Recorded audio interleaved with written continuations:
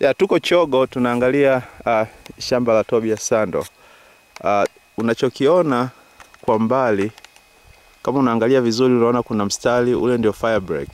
Kilichotokea ni kwamba yani katika mwisho wa shamba unaweka fire break ili hata ukitokea moto usiingie kwenye msitu. Huwezi kuona miti sasa kwa sababu toka imepandwa ni mwaka mmoja tu, lakini ukiangalia vizuri ukiwa karibu, tukienda karibu tunaweza kuangalia miti bado haijachipua kwenda juu sana. Lakini shamba linaanzia kwenye huo mlima, linashuka chini, unafuata fire break, unakwenda kwenye huo mlima, unaifuata fire break.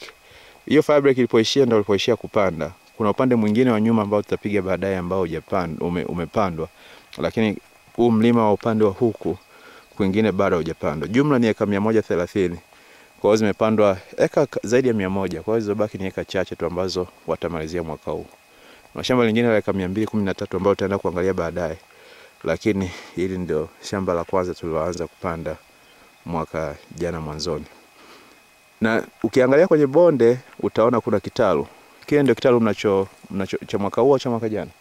Cha mwaka jana. So kile kitalu ndio cha mwaka jana. Kwa hiyo tunafanya tunapanda mbegu, tunaziweka kwenye kitalu, alafu tunaweka kwenye polyurethane tubes, and then ikifika mwezi wa kwanza, wa pili wakati wa mvua tunazitoa, alafu zinaenda kupandwa kwenye shamba. Kwa hiyo hili ndio shamba la kwanza ambalo liko Chogo, alafu baadaye tutaenda kwenye shamba la pili.